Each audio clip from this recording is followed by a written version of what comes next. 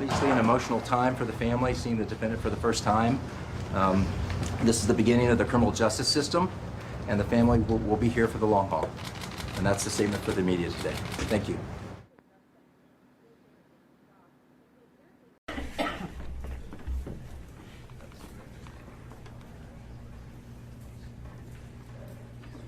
Oh, we got it. We took care of it. Yep. You guys. Okay.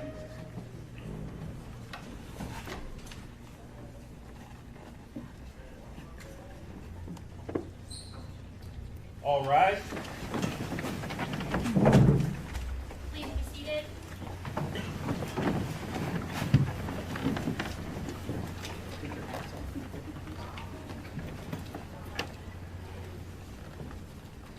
We are on the record in the 2nd Judicial District, Latah County.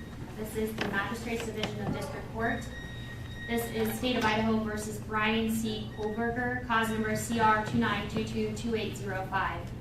Mr. Kohlberger is present in court. He is in custody. He is appearing with his attorney, Ms. Taylor, Mr. Thompson, Ms. Jennings, on behalf of the state. This is the time set in the matter for initial appearance. Mr. Kohlberger, I am going to advise you of the rights that you have in this case. I am going to go over the criminal complaint with you, and then we're going to discuss setting the matter for further hearing. You have the following rights. You have the right to remain silent. Anything you say can and will be used against you. You have the right to the presumption of innocence. That means the state bears the burden to prove that you are guilty of this offense beyond a reasonable doubt. You have the right to a preliminary hearing. A preliminary hearing is a probable cause hearing. At that hearing, the state must establish that more likely than not, these felony offenses were committed and you were the one that committed the felony offenses. You have a right to have that hearing within 14 days if you remain in custody. If you are bound over at that preliminary hearing to district court, if the court finds probable cause, you would be bound over to district court. And at that time, you can enter a plea of not guilty, and you can have a jury trial set within 6 months of your appearance in district court. At both your preliminary hearing and your jury trial, you have the right to confront and question any evidence or witnesses called against you. Call witnesses on your own behalf and compel witnesses to be present and testify at the state's expense. You have the right to be represented by a lawyer. If you cannot afford one, one could be appointed to represent you based upon your financial need. You also have the right to appeal any conviction in your case. Do you understand these rights? Yes. I am now going to go over the criminal complaint with you. Count 1 of the criminal complaint charges you with the felony offense of burglary. It alleges that the defendant, Brian C. Kohlberger, on or about November 13th of 2022 in Latah County, State of Idaho, did unlawfully enter a residence located at 1122 King Road, Moscow, with the intent to commit the felony crime of murder in violation of Idaho Code 18-1401 and 1403. The maximum penalty for that offense, if you plead guilty or are found guilty, is not less than 1 year in prison, no more than 10 years in prison, and or a $50,000 fine or both. Do you understand? Yes. Count 2 alleges that you committed the felony offense of murder in the first degree. It alleges that the defendant, Brian C. Kohlberger, on or about November 13th, 2022, in Latah County, State of Idaho, did willfully, unlawfully, deliberately, with premeditation, and with malice aforethought, kill and murder Madison Mogan, a human being, by stabbing Madison Mogan, from which she died, in violation of Idaho Code 18-4001, 4002, 4003, and 4004. The maximum penalty for this offense, if you were to plead guilty or be found guilty, is death or imprisonment for life. Do you understand? Yes. Count 3 alleges that you committed the felony offense of murder in the first degree.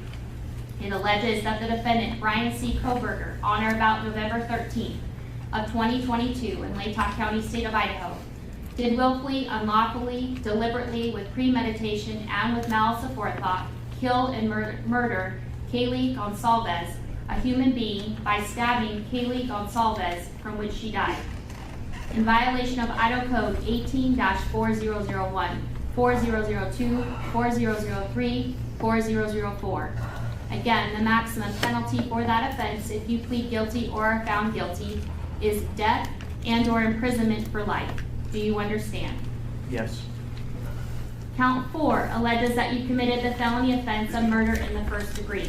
It alleges that the defendant, Brian C. Koberger, on or about November 13th of 2022 in Latah County, Idaho, did willfully, unlawfully, deliberately, with premeditation, and with malice aforethought, kill and murder Xana Kernodle, a human being, by stabbing Xana Kernodle, from which she died, in violation of Idaho Code 18-4001, 4002, 4003, and 4004. Again, the maximum penalty for that offense, if you plead guilty or are found guilty, is up to death and/or imprisonment for life. Do you understand? Yes. Count 5 alleges that you committed the felony offense of murder in the first degree. It alleges that the defendant, Brian C. Koberger, on or about November 13th of 2022 in Latah County, state of Idaho, did willfully, unlawfully, deliberately, with premeditation, and with malice aforethought, kill and murder Ethan Chapin, a human being, by stabbing Ethan Chapin, from which he died, in violation of Idaho Codes 18-4001, 4002, 4003, and 4004. And again, the maximum penalty for this offense, if you plead guilty or are found guilty, is up to death and imprisonment for life. Do you understand? Yes.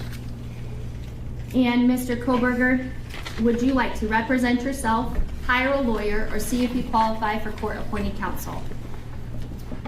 I have court-appointed counsel. Court has reviewed your application for attorney at public expense. I do find that you are indigent and do qualify for court-appointed counsel. I will appoint Ms. Taylor to represent you in this case.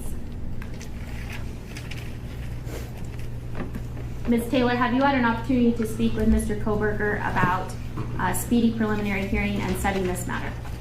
Your Honor, I have. We would ask the court to set a status hearing in a week or two to make a final determination. Okay. And Mr. Thompson, Ms. Jennings, are you in agreement with that? That's fine with the state, Your Honor.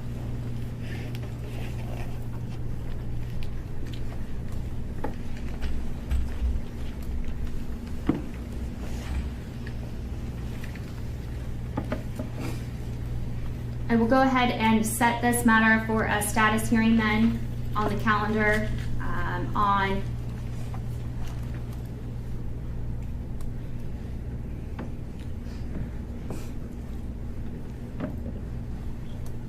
January 12th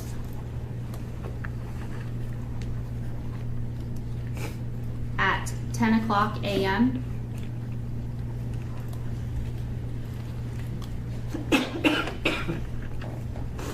We will make sure notice is sent, and then Ms. Taylor, do you wish to argue bail at this time?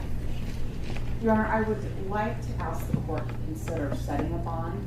Mr. Koberger right now is on a no bond hold, but it's a limited request as I don't have enough information. We are new to the case. We haven't reviewed very much in the way of information about the case, and we have just begun our own work on the case.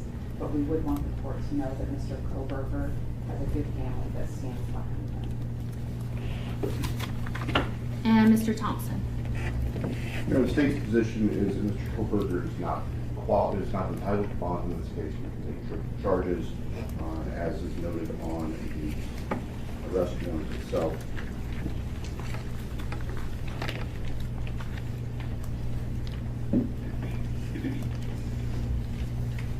Idaho Code 19-816, 19-2903 both specify that given the potential penalties in this case, there's no right to bail. The defendant was arrested 3,000 miles away across the country where his family is. We ask that he remain in custody. No bail. At this point in time, pursuant to Idaho Criminal Rule 46B and Idaho Code 19-816 and 2903, I am going to leave the bail set at this case as no bail at this point in time until I have additional or further information at a later date and time. So with that, then Mr. Koberger, you will be remanded in custody and remain in custody on the no bail pending further proceedings in this matter. Is there anything further in the case then for today, Mr. Thompson? Commissioner, the state is asking for no contact orders for various family members of the deceased and also for the two surviving roommates. I've spoken briefly with Ms. Taylor. She indicated there's no objection. Ms. Taylor, is that correct? That is correct, Your Honor. So I will go ahead and issue those no contact orders. So I do have a no contact order then for the named individual of Dylan Mortensen, Bethany Funk, as well as the family members and Mr. Chapin, the family members of Ms. Kernodle,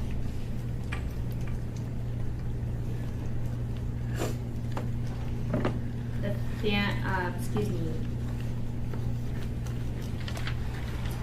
Yes, Mr. and Ms. Laramie, Mr. Mogan, Ms. Cheeley, and then a number of members of the Gonsalves family. Those specific names will certainly be provided to you, Mr. Koberger, by way of being provided notice of these documents. You'll get a copy of these no contact orders.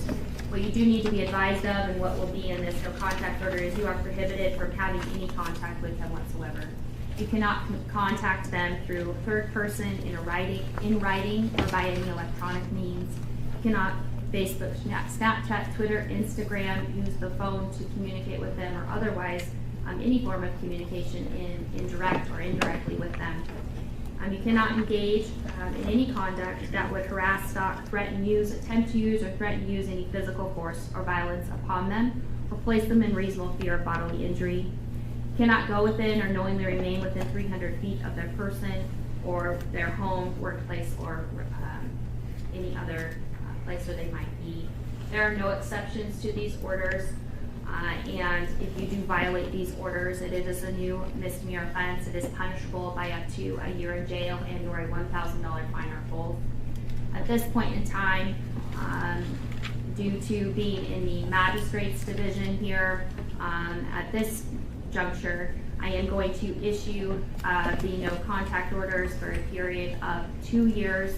And then if it needs to be modified or changed by additional judge, it can be done so at that time.